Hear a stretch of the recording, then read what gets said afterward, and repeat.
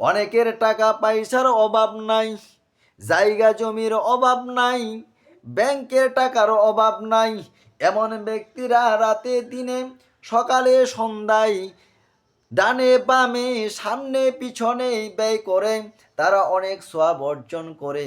কিন্তু এ পৃথিবীতে এমন লোক আছে যাদের টাকা নাই, পয়সা নাই, ধন নাই, দৌলত নাই, এমনকি তার পরিবার চালাতে গিয়ে খুব কষ্টের মধ্যে চালাতে হয়।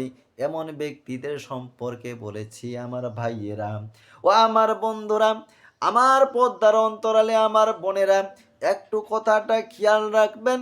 এমন একজন ব্যক্তি যদি আপন পরিবারের জন্য খরচ করে, আল্লাহ রাব্বুল আলামিন তাকে সাদকার সওয়াব দান করবেন।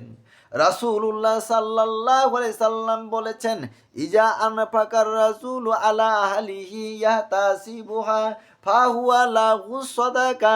যখন কোনো ব্যক্তি আল্লাহর সন্তুষ্টির উদ্দেশ্যে নিজের পরিবার পরিজনের জন্য ব্যয় করে, তখন সেই ব্যয় ও তার জন্য সাদকার সওয়াব হিসাবে গণ্য হবে।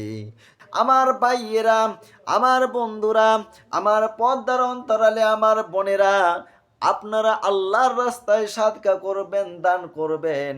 যাদের সামর্থ্য নাই, আপনারা আপন পরিবারের জন্য আপনারা খরচ করবেন।